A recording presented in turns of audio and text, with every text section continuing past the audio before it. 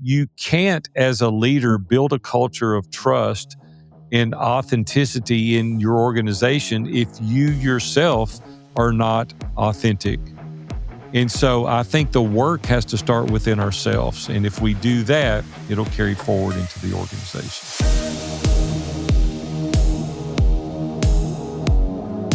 Welcome to another show. Today we got Big A. We got Aaron Walker, Iron Sharpens Iron Brotherhood. This guy is, I'm telling you right now, pull over, turn up your volume, get your journals out. You're going to want to hear what this man has to offer today. I read his bio. I've briefly kind of touched base on who he is. And I'm telling you, what you're about to learn is going to blow your mind. You're going to want to record this. You're going to want to stop what you're doing, write some of this stuff down. You're going to love this. Aaron Walker, let me give you a little piece of who he is, but he's an accomplished entrepreneur. He's a coach, a mentor. He's been around, he looks 20, I know, but he's been around the horn a few times, and he's got 40 plus years in this business stuff. Decades of business leadership experience, founder of the Iron Sharpens Iron Brotherhood, Tennessee guy. Kind of cool about that. It's a big growing state for sure. Thriving communities in the Christian business leadership space. Wow, that's very powerful. Business, family, faith, and personal well-being. So welcome to the show, Aaron. Thanks for being here today. Let's go. Tell us about you. Jim, thanks for that introduction. I don't know that they need to pull over and stop and get their journal. Hopefully I'll say one or two things. Maybe they'll remember, but you've given me quite an introduction. I'm not sure I can measure up to that. But man, things are going really good here in Nashville. What about for you right now? Things good there? Things are great. Phoenix is good. We're finally starting to cool off, which is a blessing. You're getting out of that triple digits, huh? We're getting below that triple digits, man. We're hitting 99 with 12% humidity. Pretty spectacular time. That's good golf weather. Life is good. Yeah, I wish we were playing golf today. That would be fun. So the weather in Nashville is beautiful today, and I'm excited. Yeah, I've been a small business owner now for 47 years, and God has really blessed us to be able to start or buy 14 different companies over that 47 years, and married my childhood sweetheart, Robin. We just celebrated 45 years and 2 daughters, 5 grandkids. And I get to really coach and teach and lead other small business owners now. God's really called me to lead men that are small business owners and teach them how to be successful and significant in their life. I'm a native Nashvilleian. Nashville, Tennessee is a beautiful place. Traffic's getting a little crazy here now. Growth is exploding, like you said earlier in the introduction, but I still love it. We're 5 generations deep here, so I've got some really, really deep roots in Nashville. People tell me all the time or ask me, they say, Big A, if you could live anywhere you wanted, where would you live? And I said, I can live anywhere I want to live, and I do. And it's Nashville, Tennessee. I'll always be here, and I love it. So thank you, Jim, for having me on. It's just a real honor to be here. Hopefully we can have some good conversation, and some of your listeners can pick up a few nuggets to help them in their development. Outstanding. Well, we're both 40 years old. I got 40 years of marriage, so I got married right when my mom had me. So there you go. 40 years of marriage for me. I married my high school sweetheart. We did school and all the other education together. I have 4 grandkids, and I got a 5th on the way. And man, we got a lot of similarities. We got almost 100 years of marriage between us, so that's pretty good, isn't it? That's what I tell everybody that asks, how long you been married? So, well, we got 80 years. We're right at 80 years. She's got 40. I got 40. You do the math. That's 80. That's right. That's right. There you go. That is so good. That is so years. Good. 20 years, Aaron, in the mentorship, masterminds, accountability, leadership space. Yeah. In 20 years, that's a lot. So what kind of life lessons did you grab out of all of that? Teaching the integration of faith, family, business. That's a specific space that you're in. So what is 20 years plus, 47 years of business ownership, but 20 years specifically, mentorship, masterminds? What does that look like? Jim, I'm probably going to need to back up and tell you a little story I think will help provide some context to the reason that I'm even interested in this space. Is that okay if I give a little context? Absolutely. Let's go. Let's go back to August 1st, 2001, now 25 years ago. I was at our church. It was 7:30 in the morning, a Wednesday morning. I go to our church and pray with our pastor each and every Wednesday morning for years, and that was no different. Headed to the office, and I get within a mile of one of my stores, and this guy was crossing the road to catch a city bus in front of me and didn't look my way. And unfortunately, I ran over and killed a pedestrian that morning. And it really set me back on my heels. And, at that time I was 40 years old. I had the world by its tail, had a vacation home, a beautiful home, fancy cars, multiple stores, all the things that the world would say that I was successful. And by most standards, financially, I was successful. What I found out that day, though, is the piece that was missing was there was no level of significance in my life. I had been successful financially. I came from a very poor family originally, and we had some success early on. I sold to a Fortune 500 when I was 27, and that allowed me to do some pretty cool things in the business space.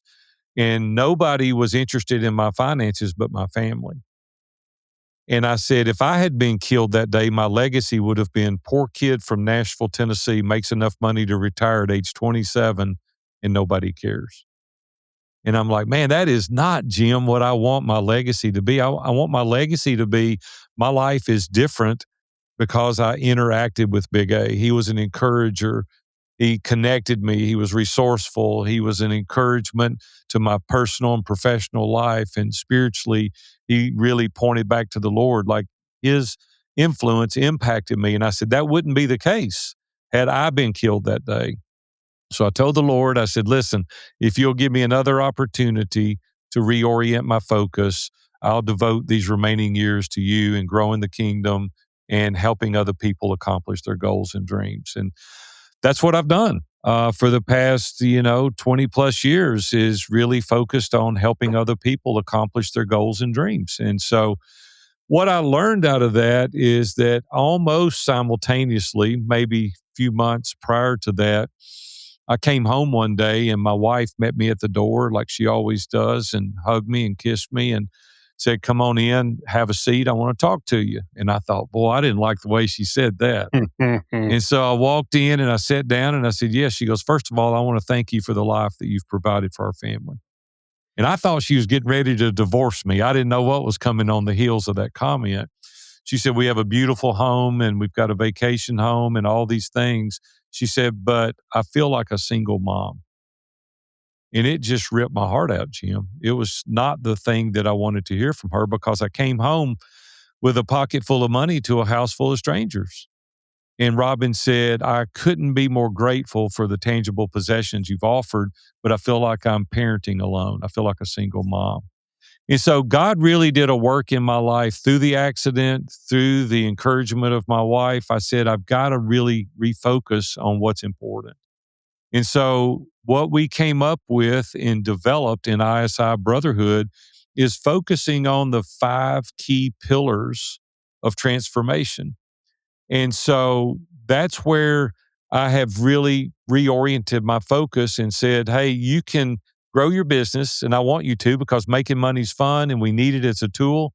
But if we're doing it with relationship capital, you're going to end up a rich old guy alone. And I'm like, I know that's not what you're wanting. So we can kind of break it down from there. I wanted to give the context for the reason that I'm focused today on personal and professional development. Yeah. Wow, what a powerful, life-changing moment. I've had those.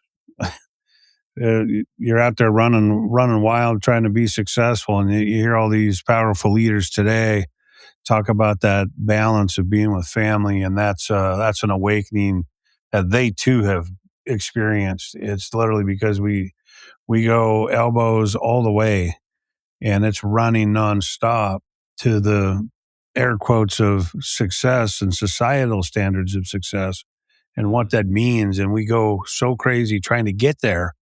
And then we get there, we're wondering, what did we get there for? What was that? And then we missed the family part. We literally Jim, miss that. let's don't underestimate though the value of growing successfully financially. And Yes. you and I share a mutual friend in Dan Miller. Dan Miller and I have had lengthy discussions for, you know, 30 plus years. He passed away, as you know, a couple of years ago, but we were talking about the value of being in community. Yeah. Like isolation is the enemy to excellence. And if we really want to go further, we've got to be in community. And that's what the Eagles mastermind, Dave Ramsey started that with Ron Doyle and Dan Miller, 30 years ago and invited me to participate in their mastermind. And it taught me the value of accountability. It taught me the value of authenticity, how to be vulnerable, but all the while we're growing our businesses, right? I hate it when people with money go, money's not important. And I want to go, you're a liar. It is important. It's vital to live the life, right? So let's don't discount finances in its entirety because I think it's important that we do that. But we've got to focus on the whole person. It's not just money. It's the relationships. It's, personal development. It's spiritual development. It's physical development. It's really focusing on the whole person. So it really dawned on me the importance of community and going with a trusted advisor or multiple advisors rather than going it alone in leadership because that just doesn't pay off. Yeah, that's so true. I mean, it's the value of money is we wrote a thing called the top 10 or the 10 to win, and it's value worth. And one of the comments in there is you got to value money. You don't need $1 million if that's not your desire, but you got to desire that because it's ultimately the symptom of what you've been successful at. Meaning, if you're serving people well, you won't be able to outpace how fast the abundance shows up. And it gives you that opportunity to give more freely, for one, That's and it good. literally will chase you. It will chase you. The abundance will chase you. You don't have to go look for it when you figure Right. out truly how to serve people. Yeah. That's the whole secret, right? Our number one core value is relationships matter most. Yeah. And when you focus on that relationship, I'm in total alignment with you. The abundance will chase you without a question. Now, we've got to do our part. We've got to work hard. We've got to be strategic. We've got to do the right things. But no question about abundance will chase you if you'll serve that relationship and you'll do good customer service and you'll do the right thing. But here's the thing I get asked a lot is how can business leaders avoid the trap of chasing Yeah. success at the cost of family? And I think it's very elusive. If you're not careful, it's a slippery slope. Because I remember when I first started in business that because I was broke and I didn't have any money, I always said, if I could just make $50,000 more, if I could just make 100,000 more, if I could just get one more store, and you keep moving the bar. And then you don't have any accountability. You don't have any trusted advisors. You're too proud to let people know that you don't know everything. And so you have to grind it out. You have to make it through determination. And I have just found out that when you enlist accountability partners, you get people that are trusted advisors that are unbiased, that really don't have a dog in the hunt, can walk alongside you. They have context in regards to what you're trying to accomplish. Those people know your vision. They know your blind spots, your kryptonite. They know exactly where you persevere. They know these things about you. Then they can help give you advice to help you be more successful. And so Yeah. I just want to encourage your listeners out there today that don't have success at all cost because there's a cost to the success. What is it that you're willing to give up and focus on the thing that's most important and not just chase that shiny object syndrome? Yeah. That goalposts are at 100 yards out. And sometimes in your business, running a business, that goalpost ends up 37 miles away. You can't run that ball. No. And you're running nonstop, you're just not going to get there. You got to make sure you make the touchdowns, and then what's next? Have that vision for what's next. Yeah, what are the frameworks? Staying balanced. We'll put up the Uh, air quotes for the balance. uh. What does that look like? How do leaders stay balanced? Yeah, I think that's a misnomer. I don't like the word balanced because you know as well as I do, being a small business owner, there's times in our life to where we're not balanced. It's just the nature of the beast. I think the goal is to be out of balance in all the right places. And so I think what we've got to do is establish what's important. We've got to really focus in on those things that are important. And I identified those earlier to you is, we've got to make a determination. The relationships, here's the thing, like you've got children as well and grandchildren. You don't get a do-over with them. You got one shot. Yeah. Businesses, I've owned 14. I can start another business. I can buy another business. I can make more money. Money, it's not that hard to make once you understand the principles of how to run a business. But I don't get a chance to do over again with Brooke and Holly or my 5 grandkids or Robin, even my wife. They do have a memory and they know what was important to me.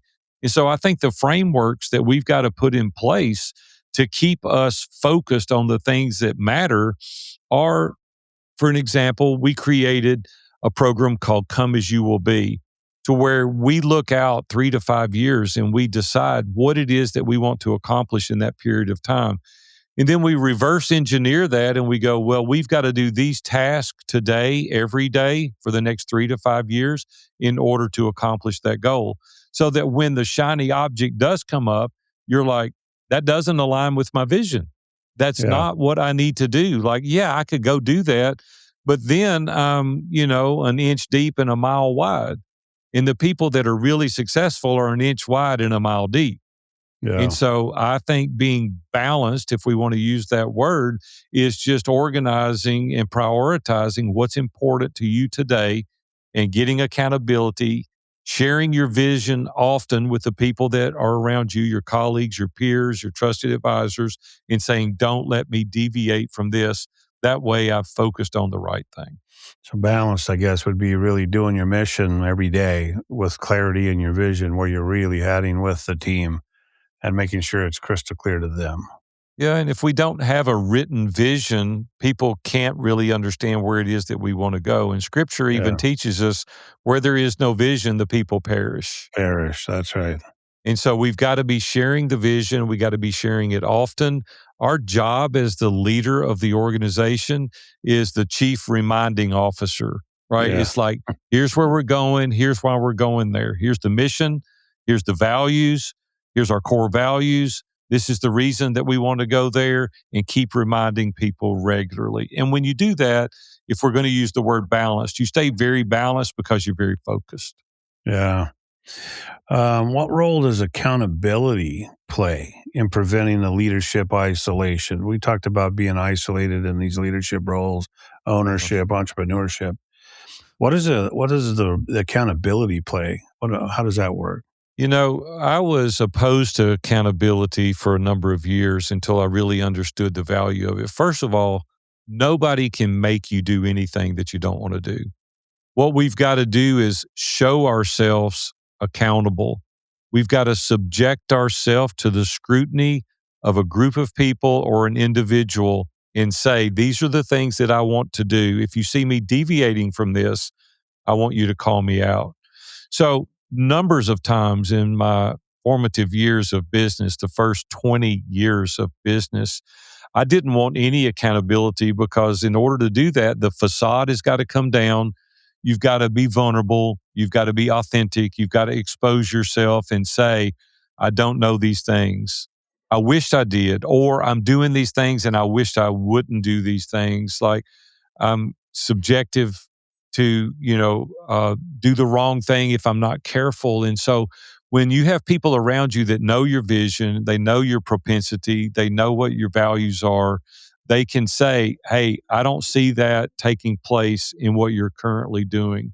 Or you said that you were going to do this by a given time, and I don't see the results. And so for me now, Jim, I even do some things that take it to another level. I'll sit down and write questions out and send it to my closest inner circle and say, how do you see me talking to the clients? How do you see me interacting with my family? Do you see my talk aligning with the actions that I do because you're with me on a regular basis? Mhm. Do you see the same person all the time? Do I drink the same thing in front of everybody? Do I watch the same thing in front of everybody? Do I tell the same jokes in front of people? Do you hear me being consistent in my lifestyle? Or do I pick and choose what I do, when I do it, how I do it? And listen, other people see you differently than you see yourself. Oh, yeah. And when you enlist other people's advice and accountability, you got to be prepared for it. It's not for the faint at heart. But the Yeah. truth is, Jim, I want to be better. I want to get better in everything that I do. And you can't do that if you're not willing to subject yourself to the scrutiny of others. And so I think accountability is very important. Like, I hate working out. And if I didn't, I pay a trainer, and that trainer is looking for me Monday, Wednesday, and Friday at 8 a.m., regardless. And I go an hour early and I walk. And I would not do that if I didn't have a level of accountability.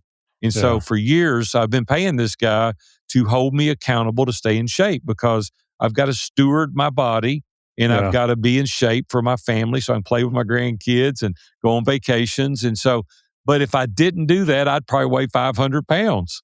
And so I need the accountability in my life to work. I need accountability to stop working because I love it. You're the same way. You love what you do. And we need people to say, hey, are you paying attention to your family? Are you carving out time to Sabbath? Are you carving out time to go on vacation? And are you giving yourself time to renew and rest? See, we all need accountability in different ways. Yes, I agree with that. One thing that we talk about with some of the people I've had the opportunity to coach with is that we all see ourselves in the future. So we're always thinking that we're better than we are in the moment because we see ourselves in the future. But our judgment of our team is in real time. Yes. And so we came to this epiphany many years ago in doing reviews of the team, is saying, wow, we're judging based on what they're doing today, but not what their potential is. But we're judging ourselves and what our true potential is, even though we haven't even accomplished it. You're right. And that was really an awakening for us. And so I've used That's a that good word.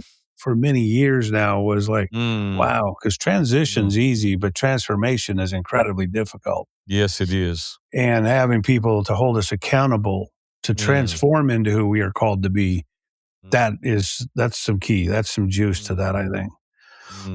That is so good. How about the leaders aligning core values with business growth? So I know years have been on, everybody, you got to get core values, got to get core values, got to get core values. I can also remember a time in business when there was no such thing, really. It existed because of the entrepreneur that started the business. Their core values showed up. And then we got into an era where we had to write them, and now we have to talk about them. Now we have to think about them, post them up on the wall. But how do business leaders, how do leaders align their core values with their business growth? I hired a guy named Scott Beebe. He owns a company called My Business on Purpose, and Scott's been in our organization for a dozen years. And we talk about this then at length. And he said, what are your core values? And I went to him and I said, honesty and integrity and those kind of things. He goes, no, that's not core values. And I said, what do you mean? He goes, that's core values for everybody. Like, we all should be honest. We all should have great integrity. We all should have great character. He goes, what is specific for you, for your business? And so we spent months diving into that. And he said, I can help you think through this, but I want it to come from you.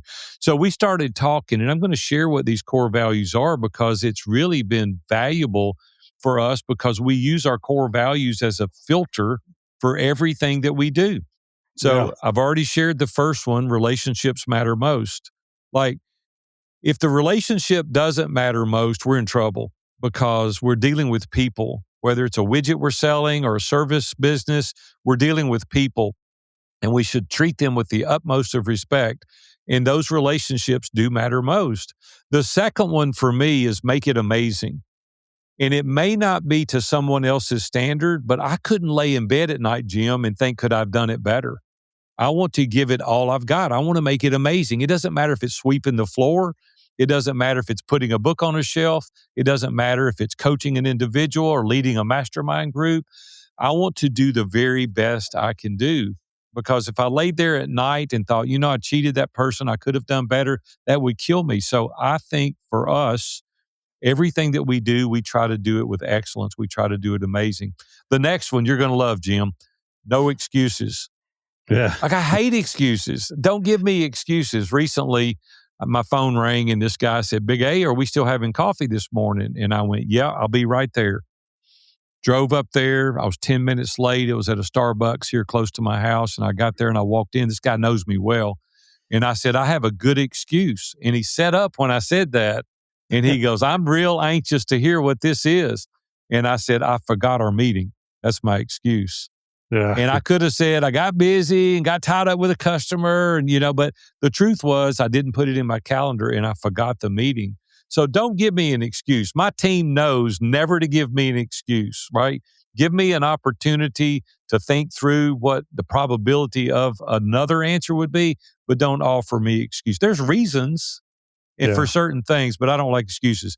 The next one, everything is figure outable. And you're like, there's not even such a word. It is a word. No. Look it up. Figure outable. Everything's figure outable. It may not look exactly like we'd originally planned it, but everything is figure outable. I don't know what it's going to look like. Dan Miller used to say, it didn't work out exactly like you wanted, but what does this make possible? And we can figure it out. And then the last one for me is truth before opinion. And God's word is truth for me. And then your opinion matters. I'm going to run it through those 66 books. And after that, I'm going to say, Jim, what do you think I should do in regards to this? Now your opinion matters. And so I think personally, everyone should have written core values, because when you're going to do any business deal or you're making any major decision, you run it through those core values. And then if you can answer yes to those core values, then you probably should pursue it. If you can't, then maybe it's something that you should align and go a different route. So, I think that business leaders can tie their growth to their core values and use it in their business. Yeah, I think that one of it is some of those small business owners listening to us that are still in the grind every day doing their thing, and they haven't taken that opportunity to write those core values. They need to pause and spend the time and actually go on that soul search and write those, because it's a difference of the scale you have today and the scale you need to be at tomorrow. Some of that is the core value and aligning that, because if you're in the grind, of course, your core values are coming through and you're leading by that example of those core values, but that's not enough. It's got to be beyond that. You have to take the time, pause, get those written, and get them clear with the team. That's a good word. Yeah, it's worth the time, effort, and energy, I promise you. Yeah. Daily rhythms. There we go. We got this on the list here. We talk about this. The daily rhythms. How does that maintain balance across business, family, and faith? Yeah, this is something I'm going to own right up front that I've really struggled with through my entire career, just to be honest with you. I don't want to stand up here and say I've got it all figured out. I'm a man and I'm a human just like everyone that's listening to this, and I have areas in my life that struggle. I do have certain rhythms that I get in to maintain a sense of balance in my life, but it's very hard to consistently stay in that rhythm. That's why I need the accountability, is because I so love to work. I love to grow. I'm a creator developer. I'm not a maintainer manager. And even if it's not broke, I'll tear it up so I can refix it and find a different way, create a new operating procedure. I love rhythms, and God created us to be in certain rhythms. And for me, ideally, and I don't adhere to this every day, but ideally, the first hour and a half of my day starts out in prayer, in reading scripture, meditation, just sitting, listening to the, voice of God to direct me. I've got a hot tub and I get in it most mornings, probably 5 out of 7 mornings, for 30 minutes and kind of relax, and then get a shower, go work out, have my day. And so I love those rhythms. The part for me that's been the most difficult is stopping. And my wife has really helped me with this over the years. She's like, it's going to be there tomorrow. It's 5 o'clock. You need to quit. Now, here's the biggest problem. It's been a source of contention in my marriage. It's a problem for me. The phone has probably created as much tension in my marriage in the past 5 years as anything, because we're in 6 different countries around the world now. And so I've got clients all around the world. There's any given moment I can talk to a client. I can answer a question. We have 140 men in our community that have always got a question. They're small business owners, and why would they not have a question? And I feel a sense of responsibility as the founder of the organization to answer their question. So my wife has put up guardrails and boundaries that disallow the phone in certain events of our marriage. At night we're watching football together, or at the dinner table, or if we're going into a restaurant for dinner. So you've got to figure out what's good for you and your relationship so that you do have these good rhythms. And so I just want to encourage the listener, do create that rhythm that's good for your family. What's good for me may not be good for you, but it is good to have the rest.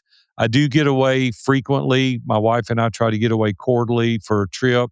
We'll take a few weeks and go on a cruise. Like, I do get away and I do rest. I do rejuvenate.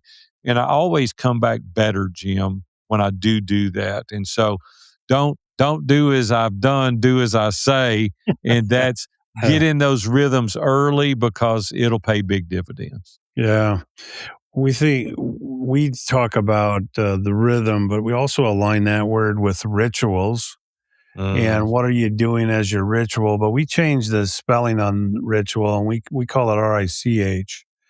And because if you change those rhythms and you make them your rituals, they'll make you rich in family. They'll make you rich in health. They'll make you rich in wealth. That connection is literally, we just changed that. I did that a few years ago when I was writing one of my books. I just said, let's just change that, because it's really what we're doing. It's the rhythm we get into. It's a ritual. Yeah. We get up, we shower, we do the hot tub, we go to the gym. There's rituals involved.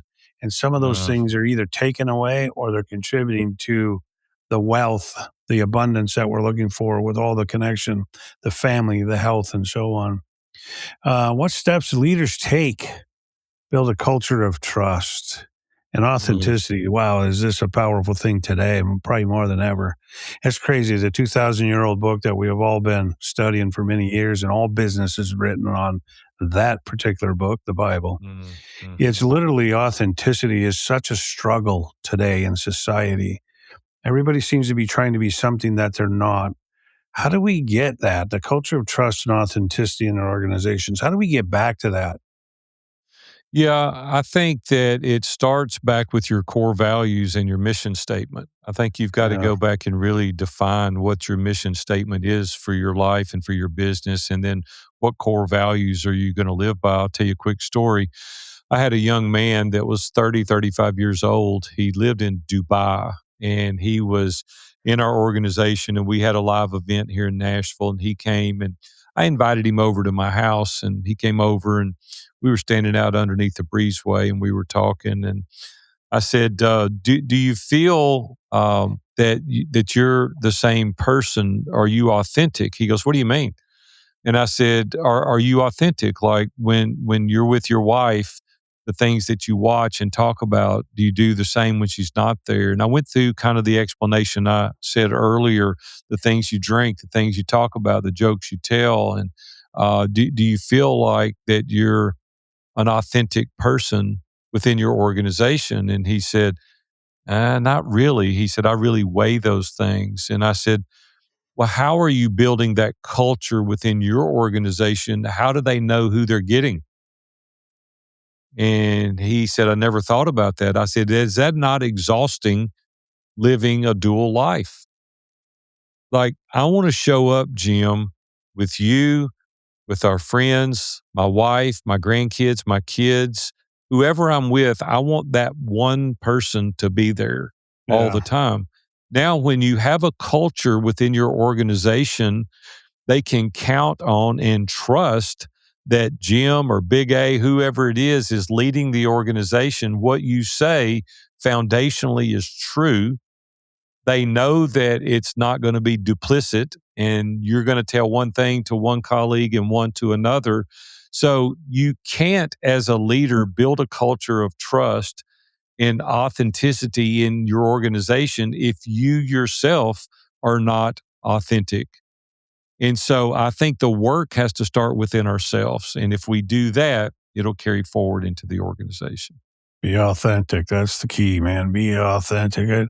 We use the DISC test, and it's always one I learned it from Maxwell probably 30 some odd years ago when he was Sure. still in San Diego, actually. And going through and being certified as the DISC guy, it was always troublesome to me to see the adaptive versus, I always call it the authentic you, but the adaptive versus the authentic, I because know. some will vary radically. Yeah, So they you do. go to the office, and mine has always been very straight across on Mine my too. adaptive. And Yeah. it's like, why isn't everybody that? Because it seems like that is truly authentic. It doesn't matter the time of the day or the night, what stress and pressures or elation or anything, but you're still the same. And so the DISC really shed some light on that. It made me more aware of that people do shift and they forget their authenticity. Sometimes it changes at 5 when they leave the office. It doesn't need to, right? Doesn't need We to. need to be that same person. And I think a lot of the times is that we don't have a lot of self-confidence and we Yeah, feel like we've got to adapt and change with the conversation or it's yeah, just like don't do that. That's tiring and people you're not going to build an organization and have a culture of trust if you're not authentic yourself. And so yeah, just be yourself, have confidence in who God made you, and stand up with that, and you'll have the trust in your organization that you deserve. I'm writing a book. I've been writing a book. I'm gonna hopefully bring this to fruition this next year, but it's called Building in Blue Jeans, and the subtitle is "It's not the costume, but how you wear the costume." And Mm, there's a long story behind that, but it's really about a confidence. It's how do you have confidence when you're going into a room and it's a discussion of something you don't even know. Authenticity is a key to having that yes, confidence. It's literally that self trust. And if you're authentic, your self trust will go up. Your yes. confidence goes up, and you get into the room to have a conversation on topics you don't even know about yet. Mhm. The room will feed you what you need Yeah. in most cases. Hey, I need a copy of that book when it's out, so Yeah, I can't wait I to wanna get this get it. thing done. I've been at this for a while, and I want to get this thing released. It's a powerful teaching tool that's going to put me in front of a lot more people, and I think that serving other people, man, that's the true thing, Yeah. and being able to get it to people to be able to get in front of more people, I think that's a powerful thing. I'm Uh, writing a book right now with Chris Voss, Never Split the mm, Difference, yeah. I and know Chris. I had a tremendous opportunity to jump in on one of his books, and Yeah. it's Lead with Empathy. We think will be released in about 8 months. That I'm stoked to be part of that, That is so and good. yeah, it's just so fun because you can get in front of more people and truly serve the Yeah. masses. Man, That's what a really what great we're book, called Never to. Split the Difference. We'll give a Yeah, pitch for that real quick to the audience. Man, if you haven't yeah, read Chris's book, Never Split the Difference, you be got to sure and do get it. a copy. That's a great book. Yeah. Yeah, and get the next book, Lead with Empathy. There you go. There you go. Get them as a pair. I'm sure that There Amazon will you give you go. a Buy it. discount. So yeah, this looking ahead, Aaron, what do you really Mm, see? What are the leaders facing? Like you and I face stuff different today than we did 10 years ago. sure. What are you thinking in this next 10-year? What does that look like for leaders? What are they going to be facing? These new leaders coming up, what are they going to face? I think one of the things that is going to be the most difficult to navigate is telling what is authentic with the new AI component that we're dealing with today because there's no original thought anymore. Everything is on Chat GPT or Gemini, and you can create anything. And I want to encourage the listeners that are listening to this podcast episode to be authentic even in your own thoughts. Like, don't rely on AI to create everything for you, whether it be, content that you're writing, whether it be in these books that you and I are participating in writing, um, proposals, answering emails. Like, it allows us to hide behind technology and then we don't Mhm. really know the person that we're dealing with. And so I think just deciphering what's real and what's not is going to be a major challenge over the next 10 years. I was in my small group the other day and we were discussing AI a little bit. This is the church group. We've got the same 10 couples we've been meeting with for 25 years. And we were talking about the dangers of artificial intelligence. And I took a picture of one of the guys sitting there and I said, give me just 30 seconds. And then I put it in AI and I put the most beautiful blonde-headed girl snuggled up beside of him in the picture and turned it around and showed him. And it scared everybody to death. I mean, it was so real. Nobody could tell that picture.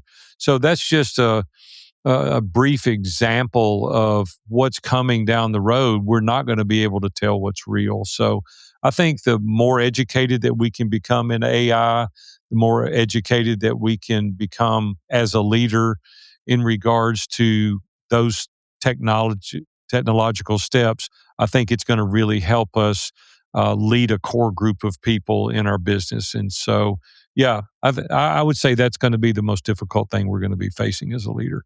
Yeah. Yeah, I agree with that. I think AI is the challenge of understanding what is authentic. And it's easy if you get on the social platforms, it starts coming at you as rainfall. It's just coming so fast. And our brains are processing that as though there may be legitimacy to that. And that's toxic. That's toxic to our well-being. It's toxic to years to come for us because our brain has already processed it and already logged it as legitimacy, and it's not. No. And so we have to be very careful on how we manage that. That's a great point. Yeah, I think that's very accurate. I think that's probably going to be a shared opinion. AI could be a threat, but it's a gift. It's a great tool if we use it properly. Well, we use it properly. Everything can be a gift and a curse, and it can be both. Yes. And we got to make sure we manage that route well. So legacy, here we go. We're going to close this episode here, Aaron. And legacy, what do you want when God calls you home, when you get to finally be promoted to that final place? What is the leadership and service? What does that look like? What do you want that legacy to look like? It's one of the things that I discovered in the automobile accident when I killed that pedestrian, kind of touched on it or alluded to it earlier. But my legacy then would have been what I said earlier, poor kid makes enough money to retire and nobody cares. And I said, what I want to be my legacy is your life was better as a result of interacting with me. You were encouraged, you were lifted up. Networking opportunities. There was deal flow in regards to our communication. You had a sense of inspiration. You got and understood better about determination and grit. It's like using the real foundational principles that God gave us to build something that's amazing. I learned some of those things from Big A. And if that happens and take place, and my wife says, hey, he did a great job. He was faithful. My grandkids say, hey, Big A was awesome. And because of him, today I'm getting to do these things. That's the legacy that I want. I just want other people to be able to say, because of my relationship with him, my life is better. And if that happens, I feel like I've finished strong. Well, I can tell you, episode 1 today, folks, you listeners out there, my life got better today. I've been sitting here journaling as Mr. Walker, Aaron Walker, is talking today. I've been journaling away, taking some copious notes here. Made some notes even on core value today that I'm going to reevaluate even my own core values. We have 11. That's probably way more than you need. They say 5 to 8 is really kind of a magic juice. But I took a lot of notes today, and I hope you did the same thing. With those value bombs that Aaron Walker brought today, his experience, his leadership, his entrepreneurial, his faith, everything about him exudes authenticity, and he's the guy that you want to follow today. So make sure you tune in. This is episode 1. This is Jim Robinson, Service Evolution. Thank you, Aaron, for being here. We're going to do another episode with you very quickly, and we got to get this out there. We got to get the value bombs out there so people start to find some comfort in finding their culture, their value, and being their true, authentic self. Thanks for being here, Aaron. Thanks, Jim. I enjoyed it.